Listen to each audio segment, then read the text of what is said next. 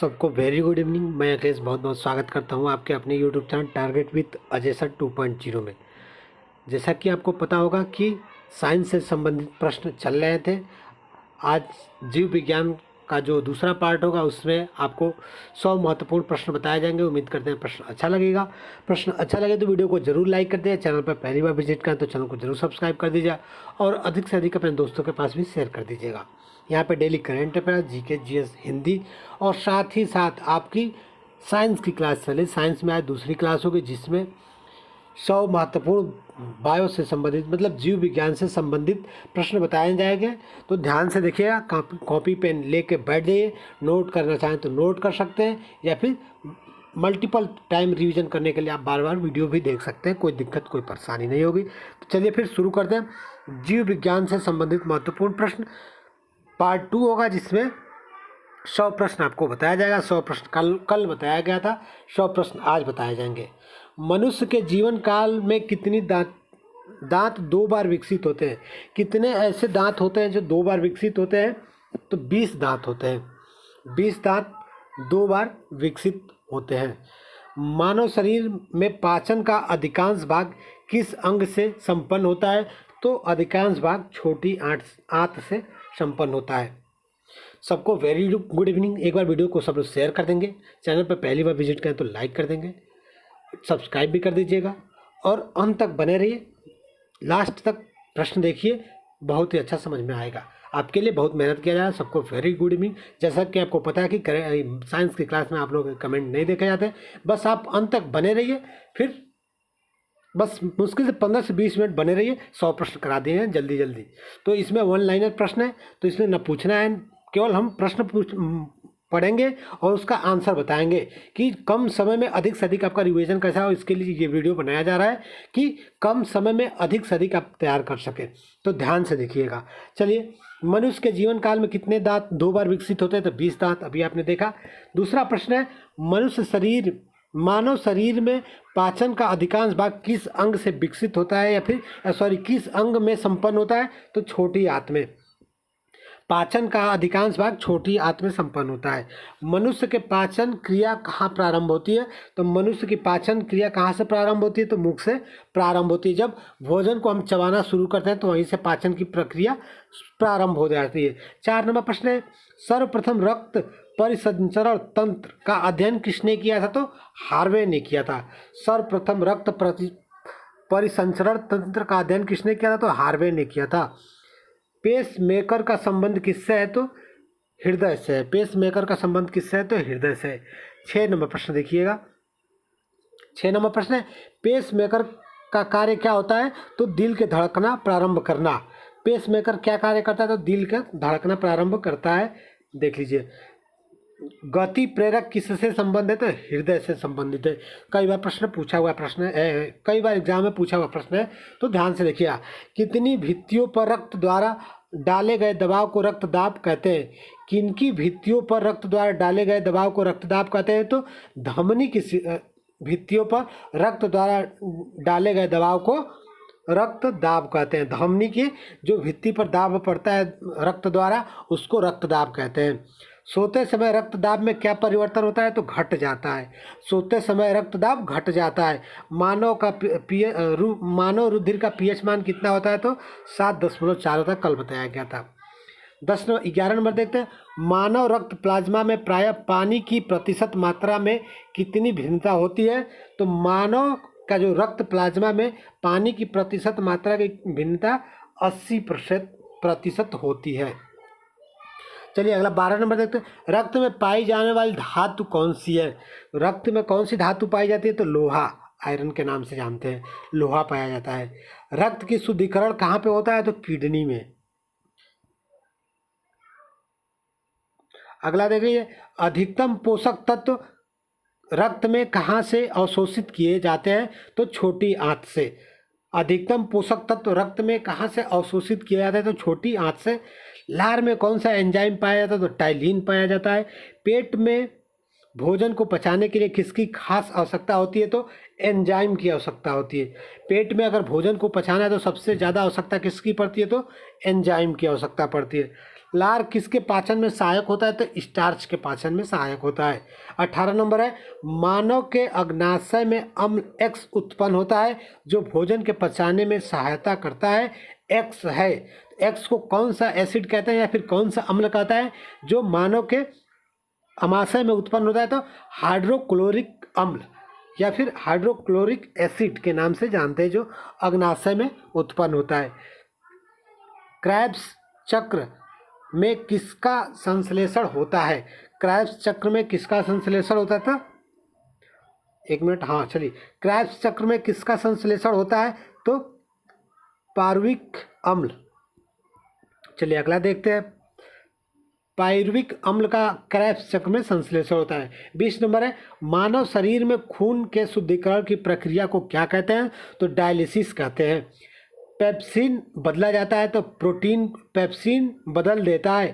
प्रश्न नंबर 21 कह रहा है कि पेप्सिन बदल देता है तो प्रोटीन को पॉलीपेप्टाइड में, प्रोटीन बदल देता है प्रोटीन को, सॉरी पेप्सिन बदल देता है तो प्रोटीन को किस में बदलता है? तो पॉलीपेप्टाइड में। 22 नंबर है, पाचन क्रिया में प्रोटीन किस पदार्थ में बदल जाते हैं? तो एमिनो अम्ल में बदल जाते हैं। वह अंग कौन सा है जो मानव शरीर में ग्लाइकोजन के रूप में कार्बोहाइड्रेट को जमा करता है? तो यकृत है। यकृत वह अंग है जो मानव शरीर में ग्लाइकोजन के रूप में कार्बोहाइड्रेट को जमा करता है। 24 नंबर प्रश्न देखिए, पित्त किसके द्वारा पैदा किया जाता है? पित्त किसके द्वारा पैदा किया जाता है? तो यकृत के द्वारा पैदा किया जाता है। पित्त जमा होता है तो पित्ताशय में जमा होता है। पित्त कहाँ पे जमा होता है? तो पित्ताशय में जमा होता है। 26 नंबर प्रश्न देखिए, स्वस्थ मनुष्य का रक्तचाप होता है कितना होता है? तो मैक्सिमम 120 और मिनिमम 80, 80 से 120 या फिर 20 से 180, जो कि जैसा आप समझना चाहें। दौड़ लगाते समय मनुष्य का रक्तचाप बढ़ जाता है। आपको पता होगा कि अगर आप दौड़ लगाएंगे तो आपका रक्तचाप बढ़ जाएगा। 28 नंबर प्रश्न कह रहा है कि सामान्य जीवन काल में मनुष्य का हृदय लगभग कितनी बार धड़कता है? तो 2 अरब बार। एक मनुष्य के सामान्य जीवन काल में मनुष्य का हृदय लगभग 2 अरब बार धड़कता है। 29 नंबर प्रश्न है, मानव शरीर में हृदय का कार्य होता है तो पंपिंग स्टेशन की तरह। आपको पता है मानव हृदय पंपिंग का काम करता है, ब्लड को पंपिंग करके धमनी और शिराओं के द्वारा उसका संचरण करता है। रक्त में लाल रंग किसके कारण होता है? तो हीमोग्लोबिन के कारण होता है। हीमोग्लोबिन में होता है कौन सा? तो आयरन होता है, मतलब लोहा पाया जाता है हीमोग्लोबिन में। शरीर में हीमोग्लोबिन का कार्य क्या होता है? तो ऑक्सीजन का परिवहन करना। हीमोग्लोबिन से संबंधित कई बार एग्जाम में प्रश्न पूछेंगे तो ध्यान से देखिएगा।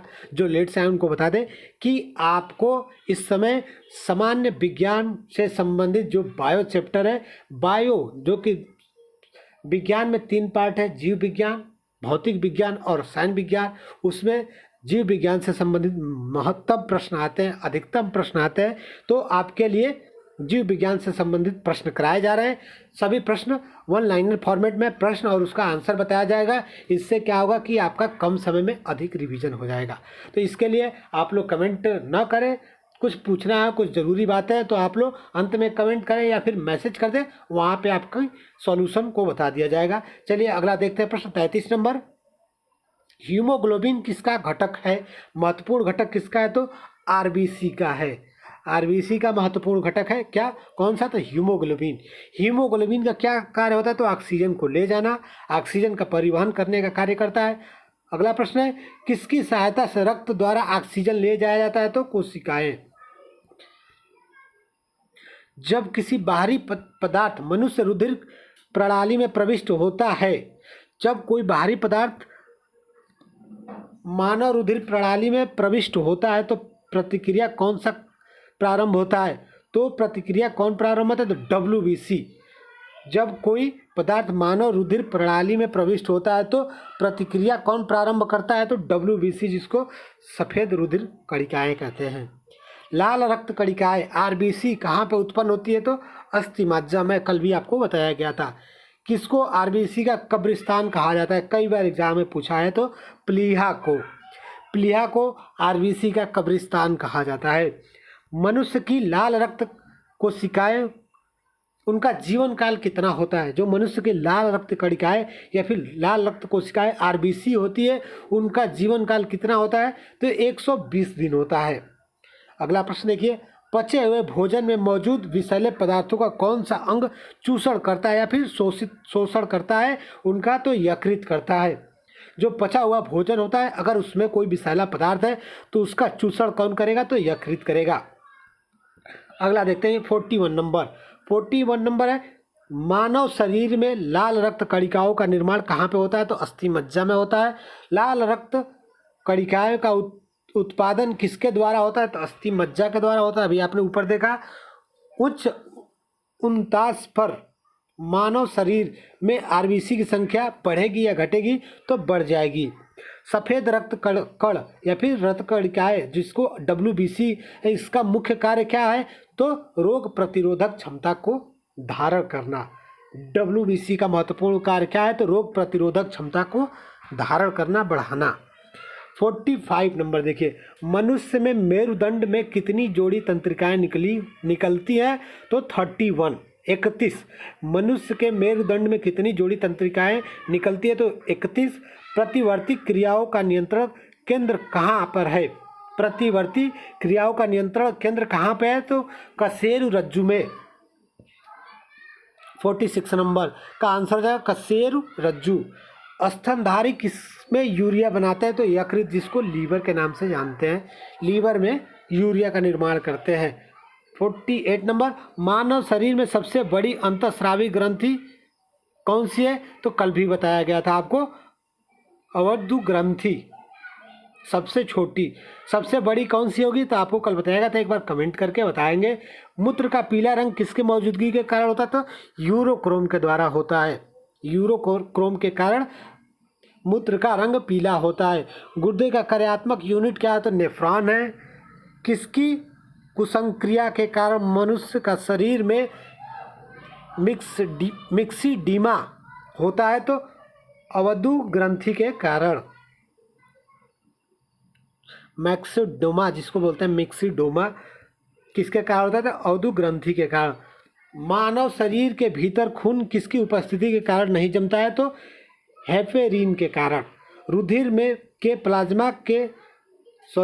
के प्लाज्मा में किसके द्वारा एंटीबॉडीज निर्मित होता है, तो लिम्फोसाइट के द्वारा एंटीबॉडीज निर्मित होता है।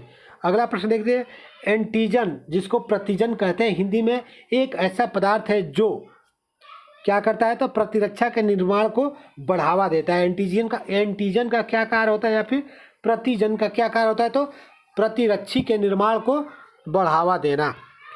आयोडीन युक्त हार्मोन क्या कहलाता है, तो थायरॉक्सिन कहलाता है। मानव के श्वेत रक्त कणों का व्यास कितना होता है, तो लगभग 0.0 mm। यहाँ पर पॉइंट छूट गया, पॉइंट देख लीजिएगा।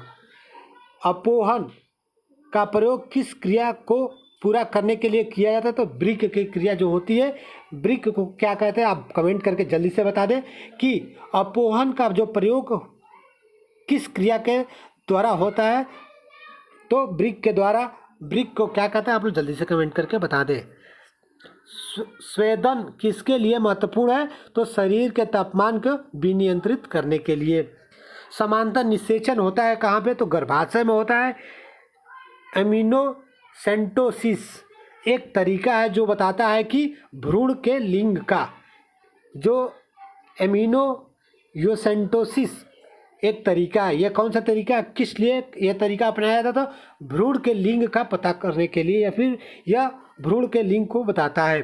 61 नंबर है, मानव शरीर में रक्तचाप नियंत्रित होता है किसके द्वारा, तो अधिवृक्क ग्रंथि द्वारा। 62 नंबर, जीवन रक्षक हार्मोन किस ग्रंथि से स्रावित होता है, तो एड्रिनल ग्रंथि से। कई बार एग्जाम में पूछा हुआ प्रश्न है, देख लीजिएगा। मानव शरीर की किस ग्रंथि को मास्टर ग्रंथि कहते हैं, तो पीयूष ग्रंथि को। मानव के शरीर की सबसे छोटी ग्रंथि पिट्यूटरी ग्रंथि, ये भी कई बार एग्जाम में पूछा हुआ प्रश्न है। चलिए अगला देखते हैं, गर्भाशय में शिशु के विकास की जानकारी हेतु किसका प्रयोग किया जाता है, तो अल्ट्रासाउंड किया जाता है। अगर गर्भाशय में शिशु है तो उसकी जानकारी प्राप्त करने के लिए आपको अल्ट्रासाउंड कराना पड़ता है। आपको पता होगा, बेसिक क्वेश्चन है। भ्रूण के विकास के लिए किस अंग के द्वारा खाद्य की पूर्ति की जाती है? तो बीजांडसन द्वारा। भ्रूण के विकास के लिए किस अंग के द्वारा खाद्य की पूर्ति की जाती है? तो बीजांडसन द्वारा किया जाता है। स्त्रियों की नसबंदी को क्या कहते हैं? तो ट्यूबेक्टोमी कहते हैं स्त्रियों के नसबंदी को। गाय और भैंस के थानों में दूध उतरने के लिए किस हार्मोन की सुई लगाई जाती है? तो ऑक्सीटोसिन की सुई लगाया जाता है। गांव देहात में या फिर जो डेयरी वाले होते हैं अपने गायों भैंसों को थन में दूध उतरने के लिए किस हार्मोन की सुई इंजेक्शन लगवाते हैं? तो ऑक्सीटोसिन की सुई इंजेक्शन लगवाते हैं। थायराइड ग्रंथि से थायरॉक्सिन स्रावित करने के लिए या फिर उत्तेजित करने वाला अंतःस्रावी हार्मोन कौन सा है जो थायराइड ग्रंथि से थायरॉक्सिन स्रावित करने के लिए उत्तेजित करता है? तो उसको TSH कहते हैं। इसका पूरा नाम क्या है आप लोग जल्दी से कमेंट करके बता देंगे। मायोग्लोबिन में कौन सी धातु होती है? तो तांबा होता है। ये भी कई बार एग्जाम में पूछा हुआ प्रश्न है। चलिए अगला देखते हैं। एक वयस्क पुरुष के लिए सामान्य हीमोग्लोबिन मात्रा प्रति 100 ml कितनी होती है? तो 5 ग्राम होती है। एक वयस्क मनुष्य के सामान्य हीमोग्लोबिन की मात्रा 100 ml रक्त में कितनी होती है? तो 5 ग्राम होती है। मानव शरीर का सामान्य तापमान कितना होता है? तो 9 डिग्री सेंटीग्रेड। एक बार देख लीजिए यहाँ पे किस शारीरिक प्रक्रम से प्रोथ्रोम्बिक का संबंध होता है? तो रक्त जमाव से होता है। शरीर में सबसे बड़ी अंतःस्रावी ग्रंथि थायराइड। कौन सा हार्मोन लड़ो उड़ो हार्मोन कहलाता है? तो एड्रीनेलिन जो हार्मोन होता है लड़ो उड़ो हार्मोन के नाम से जाना जाता है। इंसुलिन एक प्रकार का हार्मोन है, आपको पता होगा। कौन सा पदार्थ मानव शरीर में सबसे अधिक कठोर होता है?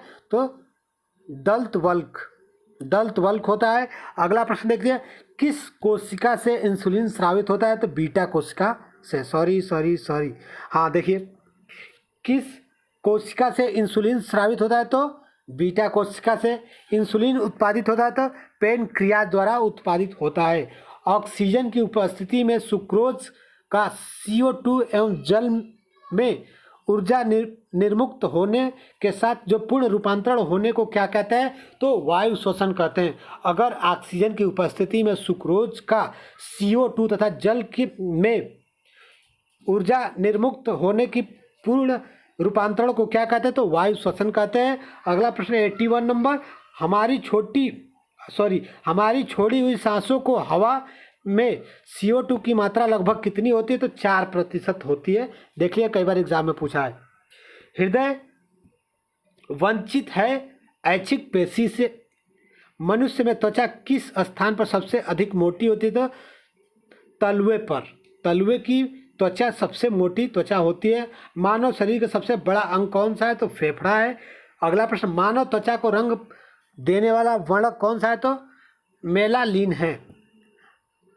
कंडरा जिसको टेंडोन कहते हैं उसको जोड़ता है तो पेशी के हड्डी को जोड़ता है। अगला प्रश्न, मानव शरीर में कौन ग्रंथि ऐसी है जिसका संबंध शरीर की उत्तेजना से है? तो अधिवृक्क ग्रंथि। शरीर की उत्तेजना से कौन ग्रंथि जुड़ी है मानव शरीर में? तो अधिवृक्क ग्रंथि है।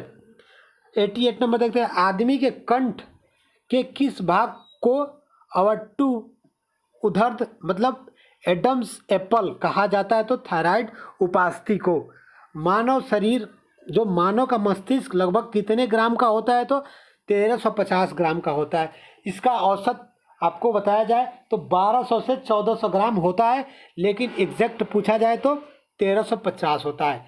अगर औसत पूछा जाए तो 1200 से 1400 के बीच में होता है। 1200 ग्राम से 1400 ग्राम एक स्वस्थ मनुष्य का।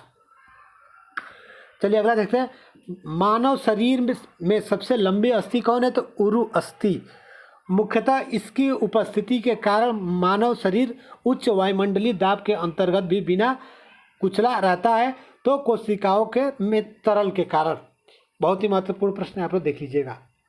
82 नंबर देखते हैं, आँख के रेटिना की परंपरागत कैमरा के निम्नलिखित में से किस भाग से तुलना की जा सकती है? तो फिल्म से।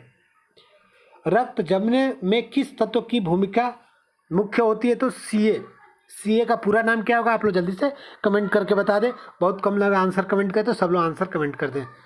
मनुष्य में सामान्य निरन रुधिर शर्करा रक्त प्रति 100 ml कितना होता है? तो 80 से 100 ग्राम। सामान्य मनुष्य में जो रुधिर शर्करा स्तर होती है प्रति 100 ml में रुधिर में कितनी होती है? तो 80 से 100 ग्राम होता है। अगला देखते हैं। अधिक ऊंचाई पर मानव शरीर में लाल रक्त कणिकाओं की संख्या बढ़ जाती है। अगर अधिक ऊंचाई पर जाएंगे तो मनुष्य के शरीर में लाल रक्त कणिकाएं, जिसको आरबीसी कहते हैं, उसकी संख्या बढ़ जाती है। मानव रुधिर में कोलेस्ट्रॉल का सामान्य स्तर कितना होता है? तो 140 से 150 मिलीग्राम।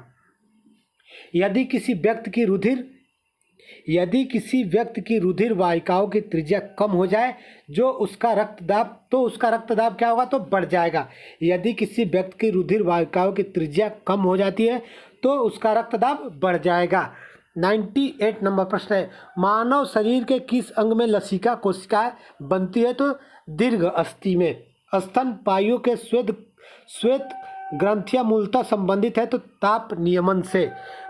100 नंबर प्रश्न है। मानव हृदय में कक्ष की संख्या कितनी होती है? तो 4 होती है।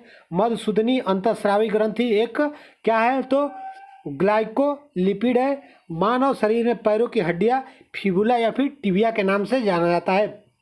गर्भाशय के लिए वैकल्पिक शब्द क्या है? तो यूट्रस जो कि गर्भाशय का एक वैकल्पिक शब्द है। हीमोग्लोबिन की अधिकतम बंधुता होती है तो ऑक्सीजन के लिए, आपको ऊपर भी बताया गया था। हीमोग्लोबिन का मुख्य कार्य ऑक्सीजन है, ऑक्सीजन से संबंधित है। चलिए, ये थे जनरल साइंस के बायो पार्ट से संबंधित 100 महत्वपूर्ण प्रश्न। उम्मीद करते हैं प्रश्न अच्छा लगा होगा। प्रश्न अच्छा लगा तो वीडियो को जरूर लाइक कर देंगे। चैनल पे पहली बार विजिट करें तो चैनल को जरूर सब्सक्राइब कर देंगे और अधिक से अधिक अपने दोस्तों के पास भी शेयर कर देंगे। अगर कोई दिक्कत, कोई परेशानी होती है तो आप हमें व्हाट्सअप कर देंगे। हमारा व्हाट्सअप नंबर है 8299549761। कोई दिक्कत, कोई परेशानी, कोई दुख हो तो आप लोग जरूर मैसेज करें, वहाँ से आपके कमेंट लिया जाएगा। ये रिवीजन क्लास है, एक तरफ से कम समय में अधिक ज्ञान देने के लिए, तो इसमें बातें कम, काम ज़्यादा होता है। तो कोई अगर बुरा लगता हो, आप लोग कमेंट नहीं देखते हैं, कुछ पूछना चाहते होंगे, नहीं देखे होंगे, तो इसके लिए भाई माफ़ी चाहेंगे। आप लोग हमें व्हाट्सअप कर सकते हैं, वहाँ पे आपके सारी सॉल्यूशन सॉल्व कर दिया जाएगा। धन्यवाद। Thank you for watching. Thank you. Have a good day, good night and thank you so much.